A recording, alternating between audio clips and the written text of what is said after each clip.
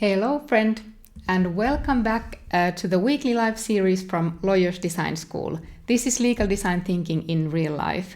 My name is Hannele and I'm the founder and CEO of Lawyers Design School, and I'm on a mission to transform legal space with the help of human-centered design, better known as legal design. My specialty is to help lawyers to simplify and visualize user-friendly contracts. Today our topic is results of contract design. How lawyers use contract design in real life and what are the outcomes.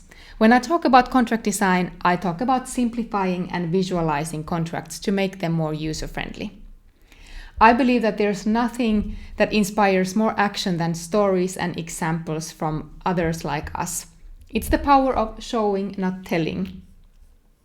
But before we jump into the episode, I want to tell you about the free workshop I'm hosting next week. So if you're interested in contract design, this is a must for you. The workshop is called The Case for Contract Design: How Contract Design Can Rekindle Your Love for Law and Elevate Your Customer Experience.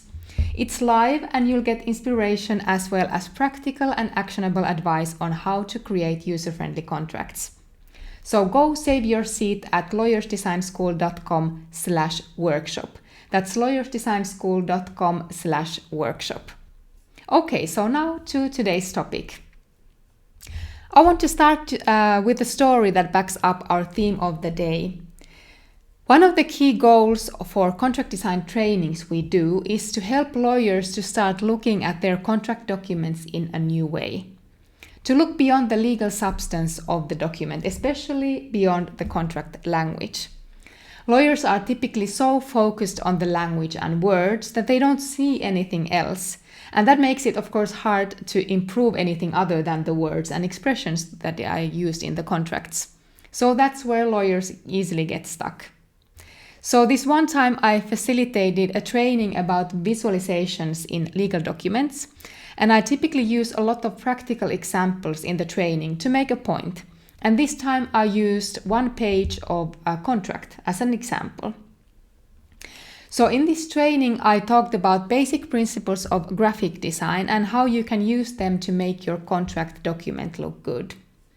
Accompanying each of these principles, there was that same contract page where we had applied each principle, such as alignment or repetition of different elements, for example.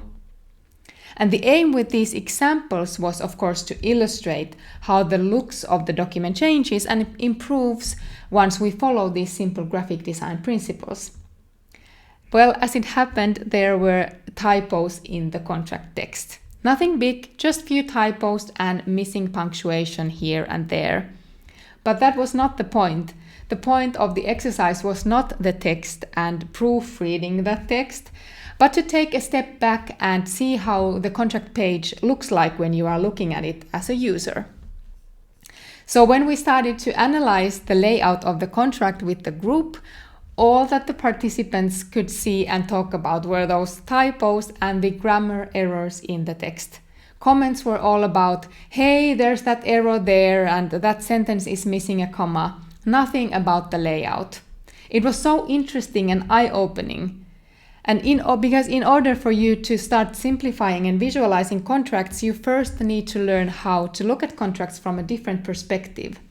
To acknowledge that the way information is presented in contracts is also important, not just the legal content. Of course, the language and the contract text is important, and simplification of language, as well as correcting all those grammar errors, but there's more to contracts than that. Also, whether you want it or not, any written text is always visual. The text is presented visually on a contract document. So, in a way, not working on a visual appearance of the contract is also a choice. It's your choice whether to take the current bad design as a default or start designing it intentionally, which you absolutely can and should do if I'm getting a vote on this. So what are the results of the contract design work? Moving away from the walled garden of complex legal information, opening the doors to empowering your clients and making the information, which is their information, accessible and approachable. Making your clients heroes in their own case, having agency to make better informed decisions by themselves. And what I also want you to understand is that the changes do not have to be big in order to get big results. It's not too difficult or not too expensive, but it does require you to start looking at your contracts in a new way and add a few new skills and tools for your lawyer toolbox. One example of the results of contract design comes from one of my contract design courses earlier this year. In this course, the team worked on their own contract with the aim of making the contracting process more smooth and fast. It was a contract they used in big volumes, very standardized contract, very standardized process. And to iron out the process, they had already worked on the legal content of the contract. They had made the contract more balanced, so it was not just favoring the other party and leaving all the risk and responsibility to the other. And they had received feedback from the users, which was great, and they decided to make changes based on that information. But even after reworking the legal content, the problems still remained. The legal team got a lot of support requests related to the contracts, and clients wanted lawyers to explain certain key clauses again and again. Key clauses were acceptable, but clients didn't understand this and couldn't see that the clauses were actually okay to accept as it is, and they would have been able to close the deal. So even with this newly drafted content, the results of a smooth and fast process were not there. In the contract design training, this team decided to design a visual term sheet to accompany their standard contract. Acknowledging that they did not want to go back changing the contract, they wanted to try another approach. So they went and designed a term sheet that included those key clauses in plain language and explainers of a few practical examples on what the key clauses meant in practice for their clients. Results of that contract design course: term sheet that helped both the legal team to work smarter, not harder, and most importantly, the clients to get a grasp of the key content fast and close the contract without additional negotiation rounds. Then another example of the results of contract design. This may be a surprising one. It's all about improving collaboration and sense of ownership with the help of contract design process. It's important to emphasize that the results of contract design are not all about how contract looks after the redesign work or how big are the efficiency gains, but also the other non-tangible results of working with contracts in a new way. One brilliant example of this was a contract design workshop we did, and where our client, a law firm, decided to invite their own clients to come along. And the workshop was a real deal, each lawyer working on a client's actual contract with the client, so not any imaginary examples. Typically, lawyers want to practice on their own first, get the hang of the contract design tools before opening the work up to their clients. But this time it was an incredible opportunity for both the law firm and the clients to learn together from the start. So what happened was, when lawyer-client pairs and small groups started talking about the contract from a usability perspective, they quickly found new ways to clarify the content and add visual elements to it.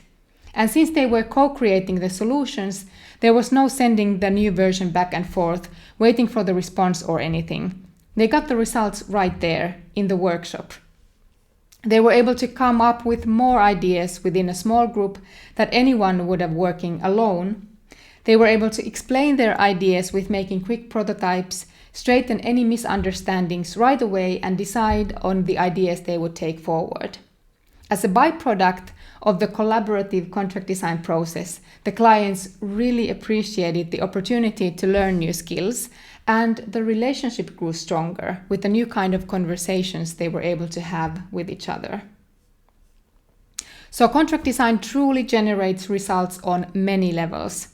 The return on investment of contract design is both the changes you see in the surface, in the hard measurable outcomes, the simplified and visualized contract that clients can understand and close fast, resulting in efficiency, cost savings, and more deals, And on the other hand, the underlying changes you see in the minds and hearts of the people participating in the contract work, changes in the relationship building, the way the lawyers and contracts are perceived, and the way people have conversations about contracts. So there you have it. Contract design in action, the results. If you're interested in working with me to learn contract design, go to lawyersdesignschool.com/workshop. See you there. Thank you for joining today. I'd love to hear from you, so please leave a comment below or send me a DM.